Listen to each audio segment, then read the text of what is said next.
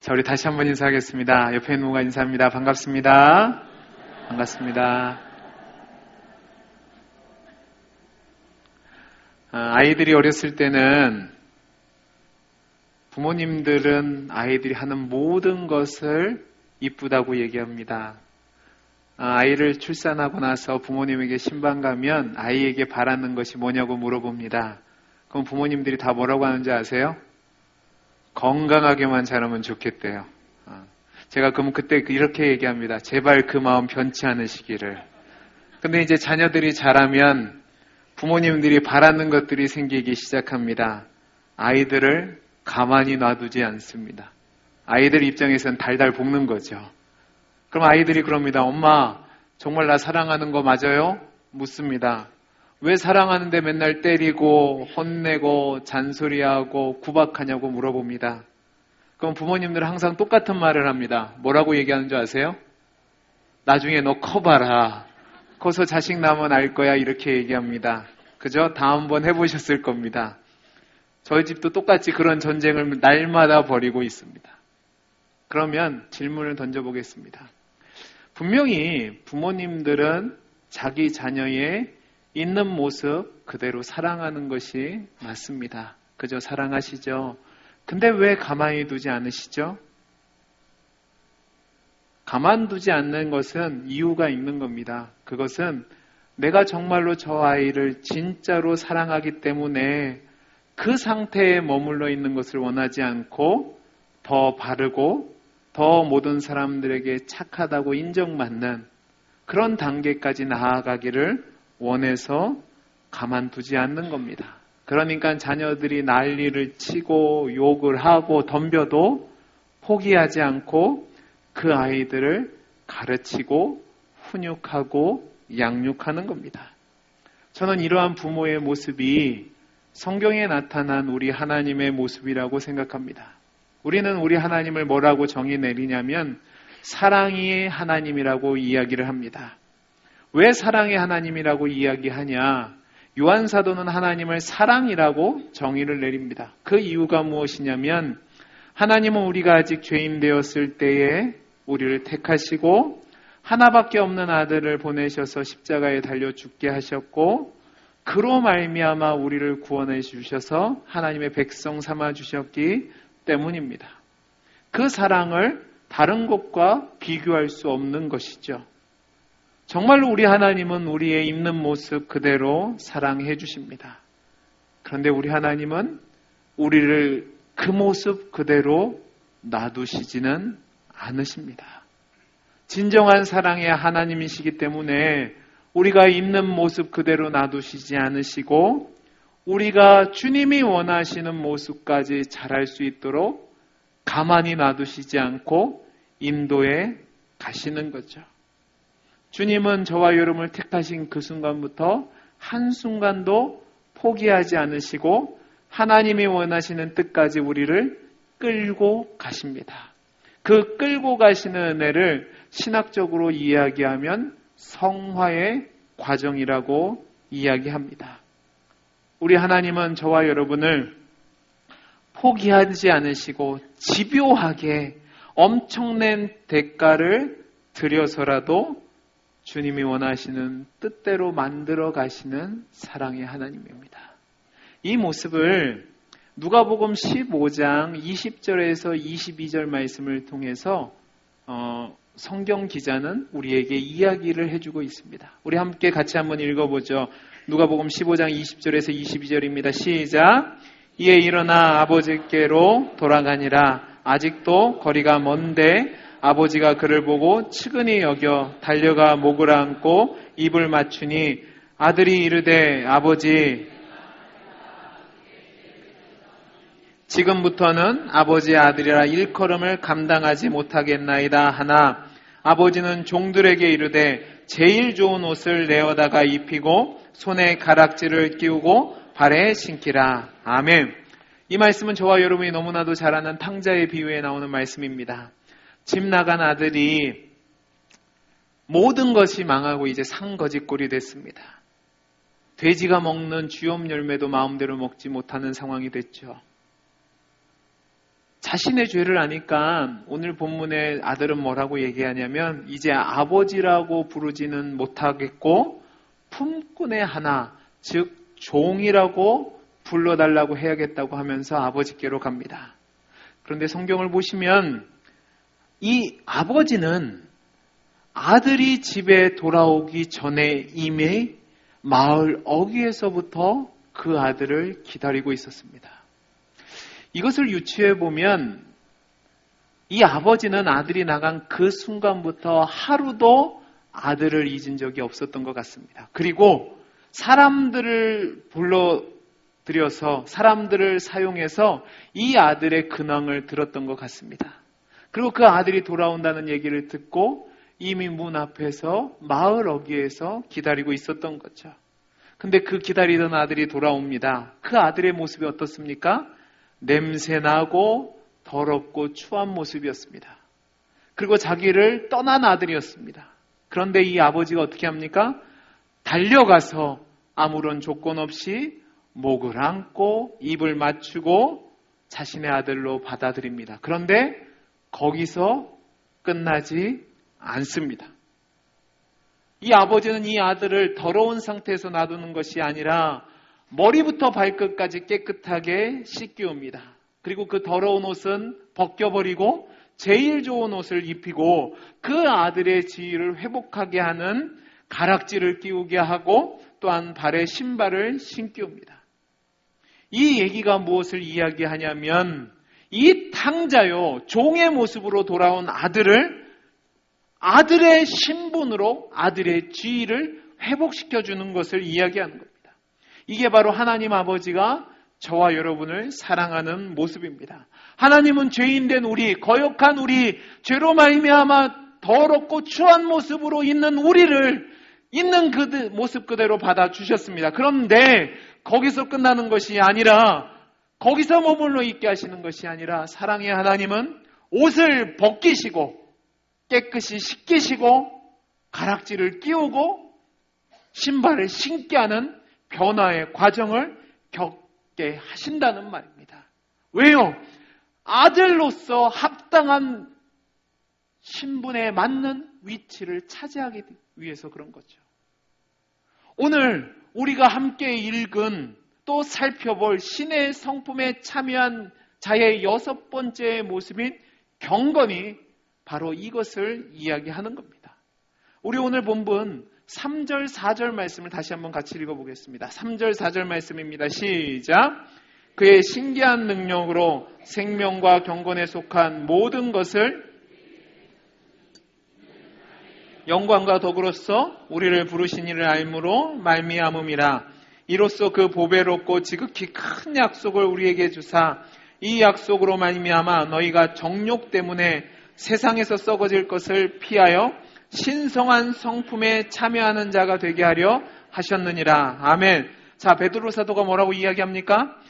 우리에게 하나님이 은혜를 주셔서 생명을 주었다고 얘기합니다. 그런데 거기서 끝나는 것이 아니라 동시에 경건에 속한 모든 것을 우리에게 주셨다고 이야기합니다. 왜 그렇습니까?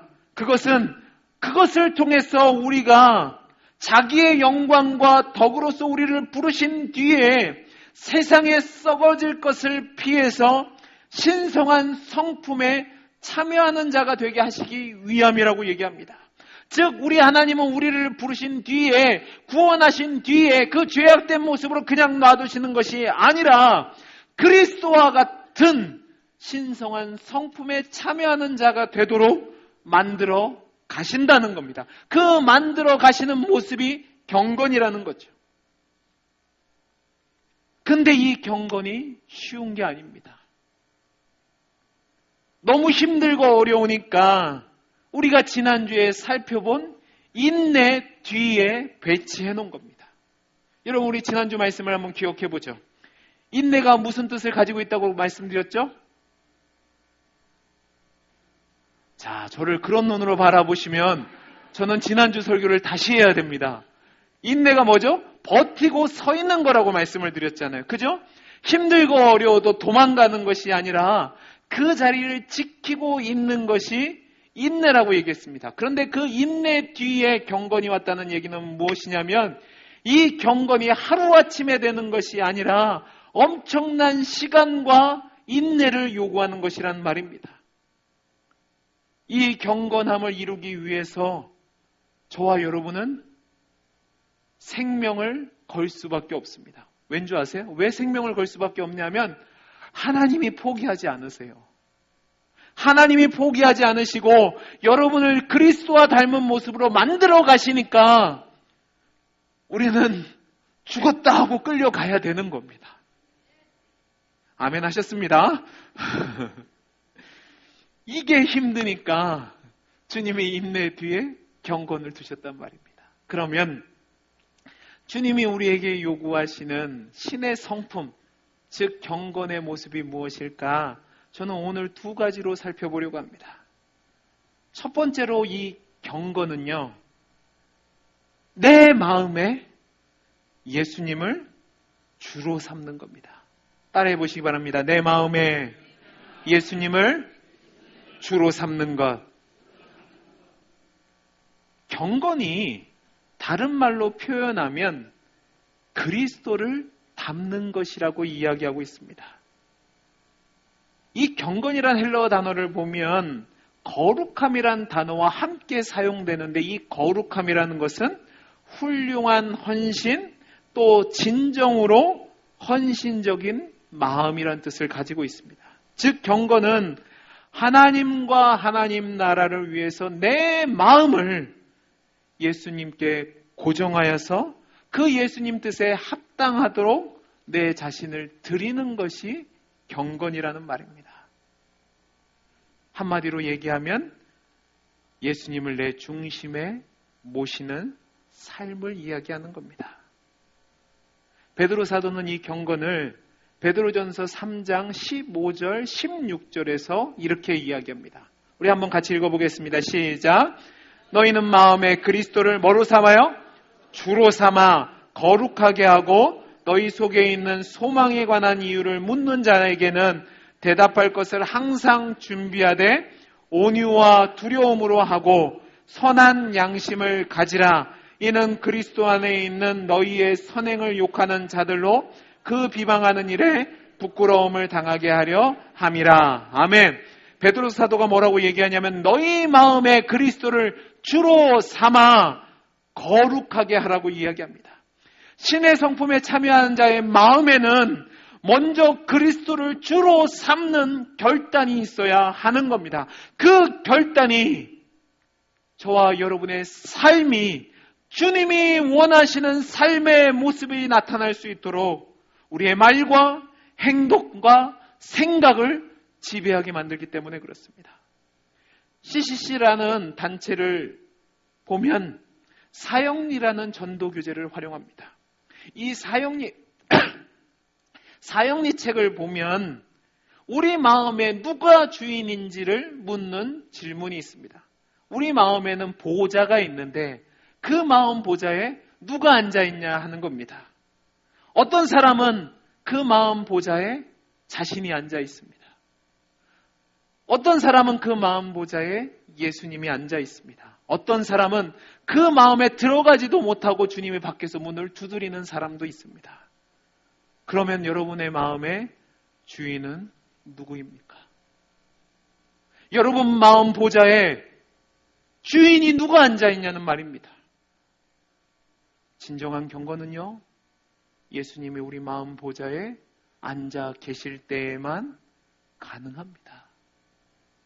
예수님을 주로 모이신다는 것은 무엇을 말하냐 하면 우리 삶의 최우선이 주님이라는 것을 이야기합니다.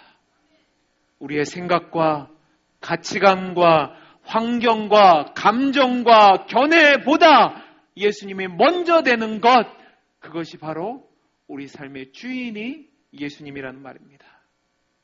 그 결단이 있을 때에 경건한 자의 삶의 모습은 베드로전서 3장 16절에 나오는 것처럼 선한 양심을 갖게 되고 그 선한 양심을 따르다 보면 세상의 상관은 상관없이 주님이 원하시는 거룩한 자의 삶을, 경건한 자의 삶을 살게 된다는 말입니다. 그런데 이 경건한 자의 삶을 살다 보면 세상 사람들의 삶의 방식과 다르기 때문에 호기심을 불러일으킬 때도 있고, 의아하고 궁금하게 생각될 때도 있고, 심지어는 조롱과 모욕과 비방을 당하기도 합니다. 그럼에도 불구하고 저와 여러분이 예수님을 주로 모시고 선한 양심을 따라 경건하게 살아가야 하는 이유는 바로 우리에게 소망이 있기 때문에 그렇습니다. 어떤 소망이냐 하면 저와 여러분이 주님 오시는 그날에 누구처럼 되는 소망이 있습니까? 주님처럼 되는 소망이 있기 때문에 그렇습니다. 그 소망이 있으니까 억울하기도 하고, 걱정되기도 하고, 절망스럽기도 하고, 실망스럽기도 하지만 다시 한번 힘을 내어서 경건하게 주님을 주로 모신 삶을 살아간다는 말입니다. 여러분, 예수님이 내 마음에 계신 사람, 예수님이 내 삶의 주인 된 사람은 절대로 다른 사람들을 대할 때 겸손하고 온유하게 대할 수밖에 없습니다. 아무리 나를 힘들게 해도, 나를 어렵게 해도, 나를 괴롭힌다고 해도 욕을 하거나 원수를 갚거나 독소를 내뿜지 않고 주님을 따라서 참고 인내하고 용서하는 삶을 살아갑니다. 또 주님이 내 삶의 주인이시기 때문에 세상과 타협하지 않고 주님이 원하시는 삶을 살아갑니다. 선한 양심을 가지고 담대하게 흔들림 없이 주를 위해서 살아가는 거죠. 저는 우리 사랑하는 동원교회 성도 여러분들이 세상에 나가서 제발 성경책 들고 다니는 걸로, 주일날 교회에 오는 것으로 성도라 증명하려 하지 마시고, 여러분의 삶의 자리에서 예수님을 주로 모시고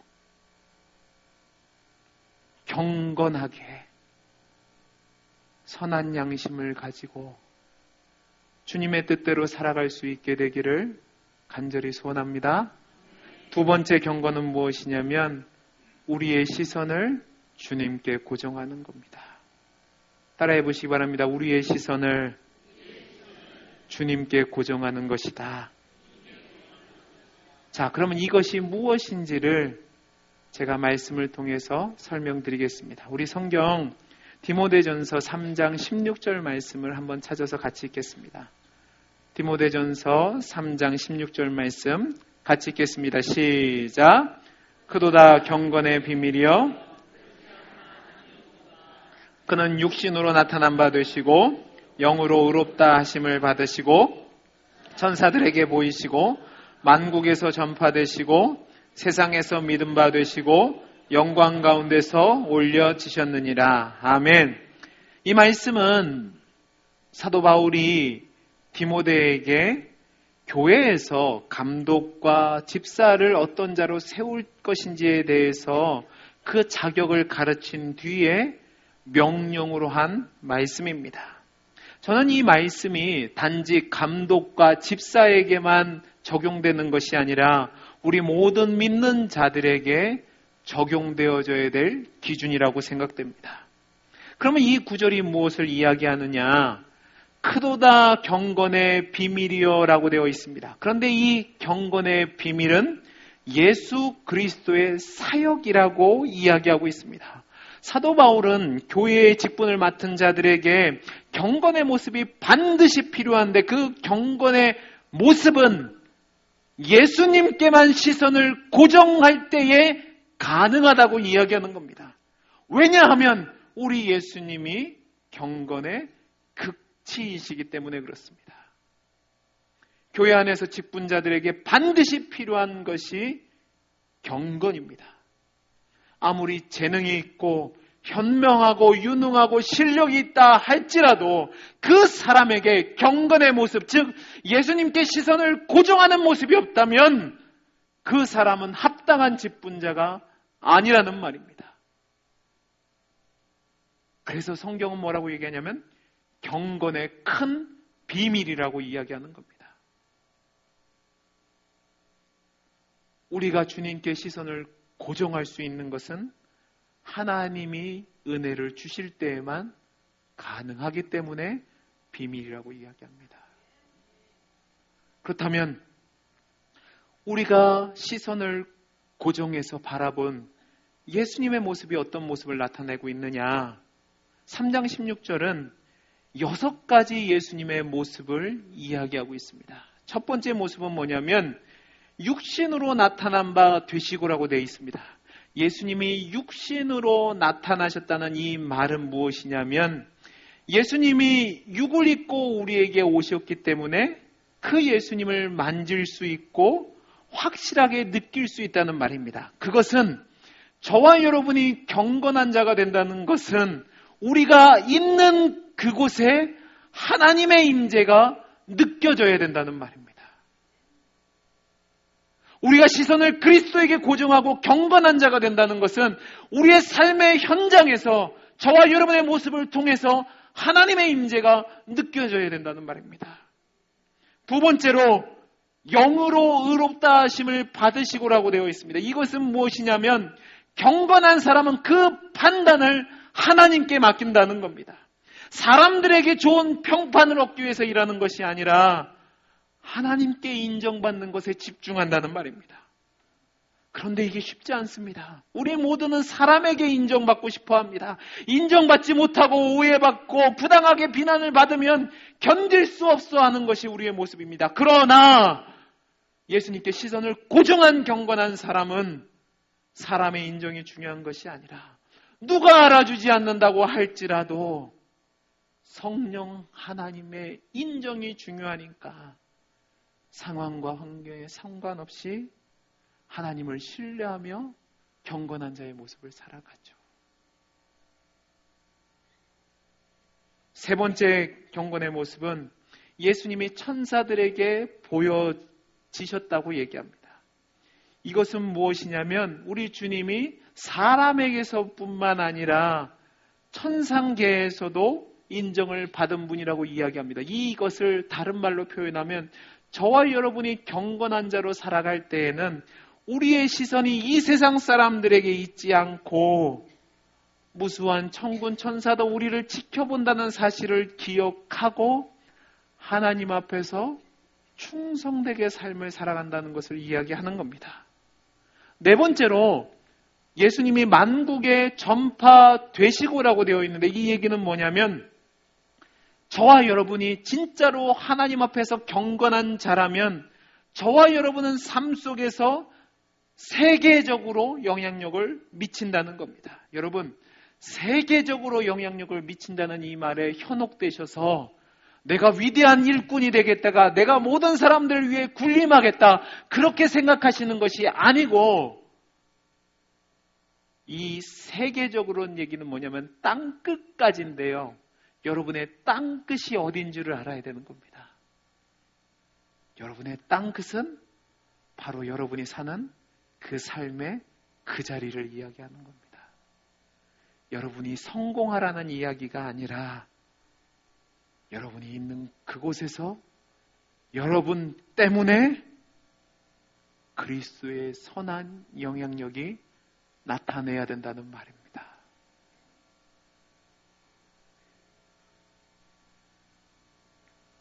여러분이 누가 보지 않아도 충성된 삶을 살 때, 저 사람은 진짜 충성되구나. 모든 사람들이 다 부패한다고 할 때 여러분이 정직하게 살 때, 정직한 모습이 저거구나. 저 사람은 신뢰할 만하구나. 저 사람은 정직하구나. 저 사람은 진짜 예수 믿는 사람이 맞구나라는 인정이 나타나야 된다는 말입니다. 다섯 번째로 이렇게 살아갈 때 나타나는 결과가 뭐냐면 세상에서 믿음 바 되시고라고 되어 있습니다.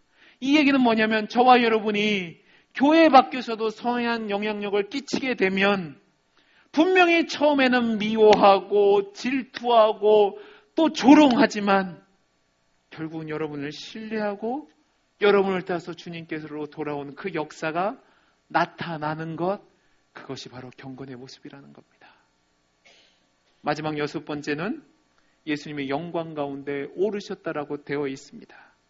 즉 경건한 자는요, 우리가 주님께 얻는 그 보상이 이 땅의 것이 아니라 우리의 눈이 하나님께 또 영혼에 고정되어 있어서 주님이 나에게 주실 그 상급을 바라보며 사는 거죠.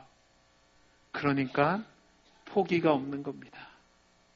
저는 우리 사랑하는 동원교회 모든 성도님들에게서 이런 경건의 모습이 나타날 수 있기를 간절히 소원합니다. 그렇게 아멘 하시면 안 돼요. 다시 한번, 여러분에게서 이 경건의 모습이 나타날 수 있기를 간절히 소원합니다. 그러기 위해서는 여러분의 시선이 주를 봐야 되는 거죠. 근데 제가 아까 말씀드렸죠. 이게 쉽지 않다고 말씀을 드렸습니다. 왜 쉽지 않냐면 사단이 여러분이 이것에 집중하지 못하도록 방해물을 두었기 때문에 그렇습니다. 그러면 그 방해물이 무엇인지 알아야 될 텐데 성경은 그것을 세속적인 마음이라고 이야기합니다. 세속적인 마음이 우리가 주를 바라보고 주님을 나의 삶의 주인으로 모시는 것을 방해하는 거죠. 그러면 그 세속적인 마음이 무엇이냐? 사도 요한은 요한 1서 2장 15절 16절에서 그것을 이렇게 말씀하고 있습니다. 우리 같이 한번 읽어보겠습니다. 시작. 이 세상이나 세상에 있는 것들을 사랑하지 말라. 누구든지 세상을 사랑하면 아버지의 사랑이 그 안에 있지 아니하니 이는 세상에 있는 모든 것이 육신의 정욕과 안목의 정욕과 이생의 자랑이니 다 아버지께로부터 온 것이 아니요 세상으로부터 온 것이라. 아멘. 자 보세요. 이 세상에 있는 것을 사랑하지 말라고 얘기합니다. 그것이 무엇이냐면 세상에 속한 마음을 두지 말라고 이야기하는데 그것이 무엇이라고 얘기하냐면 육신의 정욕과 안목의 정욕과 이생의 자랑이라고 얘기합니다. 이것을 한마디로 얘기하면 자기중심적인 삶이라고 이야기할 수 있습니다. 오직 삶의 목표가 자신인 것이 바로 세속적인 마음입니다. 오직 나 자신을 위한 것을 갈망하고 욕심내고 자랑하는 것이 세속적인 마음입니다. 우리는 이 경건에 반대되는 것을 어떤 큰 죄를 짓거나 우상 숭배를 하거나 무슨 타락하는 것, 큰 걸로 생각하는데요. 그것만 안 하면 되지라고 생각하는데요. 그게 아니라는 말입니다. 성경을 통해서 바라보는 세속적인 마음은요, 하나님을 나의 삶의 주인으로 모시고 그리스도만을 바라보며 살게 하는 것을 방해하는 모든 것이 세속적인 마음이라는 겁니다. 그런데 왜 제가 자기중심적인 것이 세속적인 마음으로 표현했냐? 그것은 거룩이라는 단어에 대한 정의를 다시 한번 살펴봐야 되는 겁니다. 여러분, 제가 거룩이라는 것을 뭐라고 말씀드렸죠? 하나님 안에 거하는 것이 거룩이라고 말씀드렸습니다. 기억나시나요? 하나님 안에 거하는 것이 거룩이라고 했는데, 그러면 거룩하지 않는 것은 하나님 밖에 있는 거죠. 그럼 하나님 밖에 있다는 말이 뭐냐? 죄의 출발을 보면 하나님이 주인이 아니라 내가 주인일 때 하나님 안에 있지 않고 하나님 밖에서 살아가게 되는 겁니다. 세속적인 마음은 하나님을 주로 모시고 하나님의 원하시는 뜻대로 살아가는 것이 아니라 내 자신을 하나님의 위치에 놓고 내가 피조물임을 부인하고 내가 하나님의 자리에 서서 내 마음대로 사는 것이 바로 세속적인 마음입니다. 이런 사람들은요, 아무리 겉모습이 경건해 보이고 다른 사람들이 볼 때 선한 모습이 있다고 할지라도 그 사람은 세속적인 사람인 겁니다.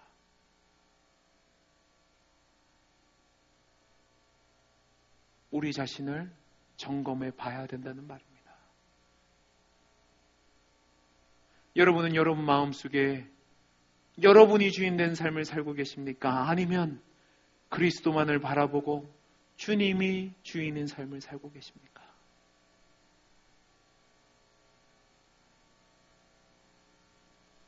그러면 어떻게 하면 이 장애물을 극복하고 성도로서 신의 성품에 참여한 자의 모습인 경건의 삶을 살 수 있을까? 방법은 단 하나밖에 없습니다. 제가 그 단 하나의 비결을 알려드리겠습니다. 히브리서 12장 2절 말씀입니다. 보시기 바랍니다. 믿음의 주여 또 온전하게 하신 이인 예수를 바라보자. 그는 그 앞에 있는 기쁨을 위하여 십자가를 참으사 부끄러움을 개의치 아니하시더니 하나님 보좌 우편에 앉으셨느니라. 자 보세요. 예수님의 모습이 어떤 모습이냐 하면 자기 앞에 있는 기쁨을 위해서 십자가를 참으시고 부끄러움을 개의치 않는 것이라고 이야기합니다. 이 말은 하나님의 뜻이 최우선이라는 거죠.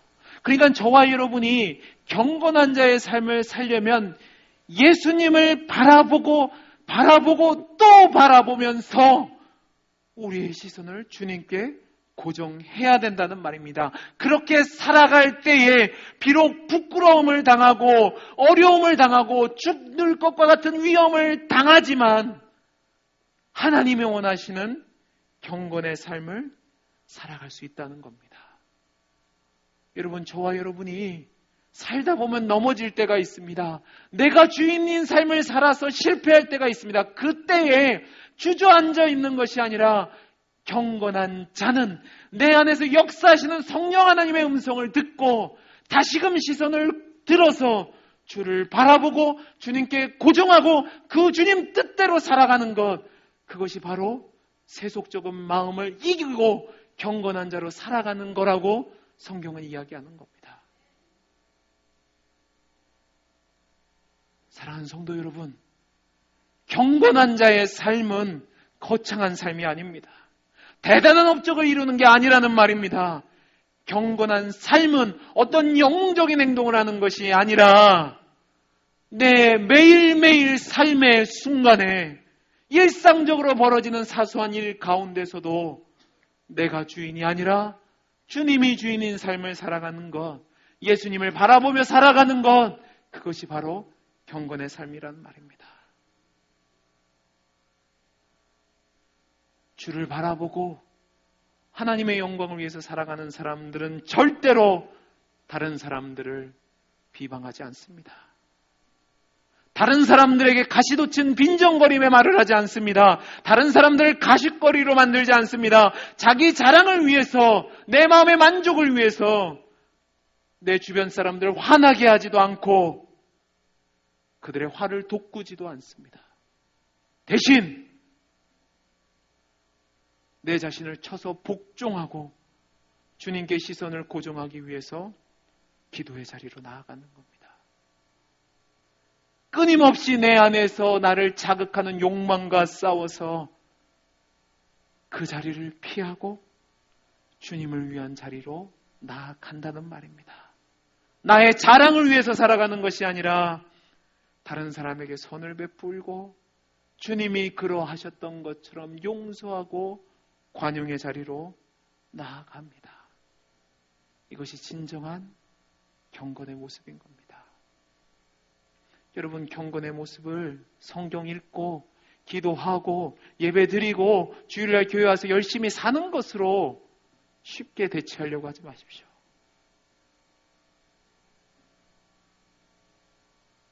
여러분이 삶에 있는 그 자리에서 늘 씨름하면서 주님께 나의 시선을 고정하고 주님이 나의 삶의 주인으로서 살아가는 것, 그것이 경건이란 말입니다. 누구도 알아주지 않을 수 있습니다. 엄청난 일이 아닐 수 있습니다. 그러나 저와 여러분은 그렇게 살아가야 하는 겁니다. 왠지 아세요? 왠지 아세요? 주님이 여러분을 달달 볶을 거거든요. 우리 하나님이 여러분을 구원하시는 그 순간 그것으로 끝난 것이 아니라 여러분을 달달 볶을 거거든요. 여러분이 안에 계시는 성령 하나님이 여러분을 가만두시지 않을 거거든요.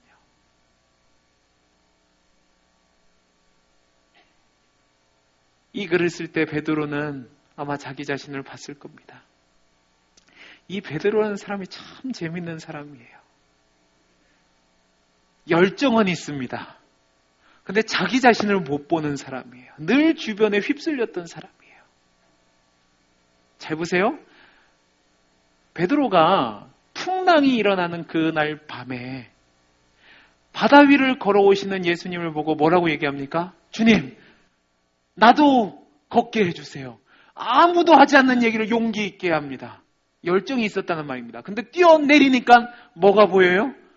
풍랑도 보이고 깜깜함도 보이고 무서웁니다. 그냥 가만히 배에 있었으면 욕 안 먹습니다. 그러니까 주님이 뭐라고 해요? 야, 이 믿음 없는 놈아, 그러시는 거예요.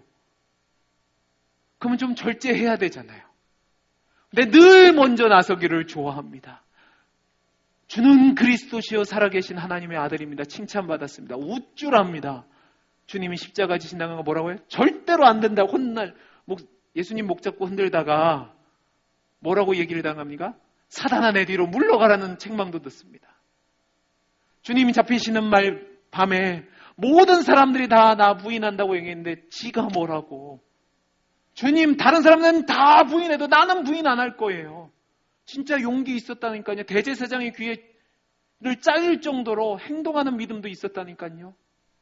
근데 막상 주님이 잡히시고 나니까 겁나는 거예요. 그러니까 3번 부인하는 겁니다. 그리고 또 밖에 나가서 질질 짜요. 거기서 끝나면 되잖아요. 주님이 부활하셔서 오셨습니다. 부활하셔서 오셔서 그 주님을 만났음에도 불구하고 자기가 자격이 없어 보이는 거예요. 그래도 양심은 있어요. 그러니까 제자로 안 살고 뭐로 살아요? 업으로 살기로 결단하고 물고기 잡으러 가요. 근데 주님이 포기하지 않으세요. 찾아가서 이렇게 묻습니다. 요한 아들 시몬아, 네가 나를 사랑하느냐? 내 양을 먹이라, 내 양을 치라, 내 양을 먹이라 얘기합니다. 그때 베드로가 얘기했던 고백이 뭡니까? 주님이 내 맘 아시잖아요. 그래요. 그럼 여기서 끝나면 돼요. 근데 또 주변에 누가 보여요? 제가 보이는 거예요. 주님, 쟤는요? 그러는 거예요. 제가 누굴까요? 요한이에요. 자기 라이벌이 보이는 거예요. 그러니까 주님이 뭐라고 그러세요? 네 할 길이나 해 그러시는 거예요. 열심히 있으면 충성을 하든가, 부족한 모습이 있으면 겸손하게 있든가, 늘 나서다가 혼나는 게 베드로의 모습이었다는 말입니다. 그런데요, 베드로를 포기하지 않으시는 주님이 있었다는 말입니다. 그 넘어지고 자빠지고 주저앉는 베드로를 끝까지 포기하지 않으시고 경건의 자리로 끌고 가시는 주님이 있으니까 베드로는 오늘 글 속에서 이 경건이란 말을 썼을 뿐만 아니라 그가 나중에 박해 가운데 달려 죽게 됐을 때 주님을 바라보면서 어떤 고백을 합니까? 우리 주님이 십자가를 그냥 지셨는데 내가 어떻게 집니까? 거꾸로 십자가에 달려 죽는 순교의 자리까지 나아가게 되는 겁니다. 그게 바로 경건이라는 겁니다. 말씀을 마치겠습니다. 사랑하는 성도 여러분, 여러분은 정말로 여러분의 삶의 주인이 예수님이십니까? 아멘 하셔야 됩니다. 여러분은 여러분의 시선을 주님께 고정하고 계십니까? 아멘 하셔야 됩니다. 그게 경건이라고요. 근데 사단은 여러분을 계속해서 넘어뜨리려고 하고 유혹할 겁니다. 어떻게 이기시겠습니까? 여러분의 시선을 눈을 들어서 주를 바라보고 또 바라보고 또 바라보셔야 합니다. 근데 여러분이 그렇게 하는 것이 아니라 여러분 안에 계신 성령님이 여러분을 그렇게 만들어 가실 겁니다. 왜요? 부모가 자식을 포기하지 않듯 우리 하나님이 여러분을 포기하지 않으시고 그리스도의 영광스러운 모습으로 만들어 가실 것이기 때문에 그렇습니다. 혹시 실패해서 주저앉아 계신 분이 계시다면, 나는 왜 이거밖에 되지 않을까 낙심하는 분이 계시다면, 아니 주님 냅두세요, 그냥 이렇게 살다 가겠습니다라고 개기시는 분이 계시다면, 여러분의 눈을 들어서 주를 바라보시기 바랍니다. 여러분 안에서 역사하시는 그 성령님의 음성에 귀를 기울이시고 주를 바라보시고 여러분 삶에 예수님을 주로 모이시고 여러분의 시선을 주님께만 고정함으로 말미암아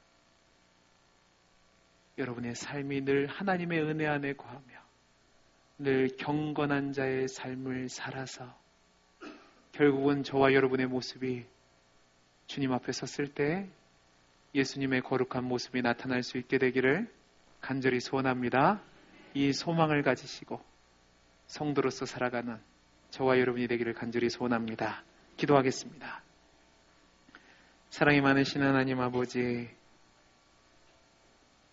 우리와 같이 부족한 사람을 택하시고 하나님 백성 삼으시고 신의 성품에 참여한 자로서 경건의 모습을 갖추도록 포기하지 않으시고 우리를 이끌어가 주시니 감사를 드립니다.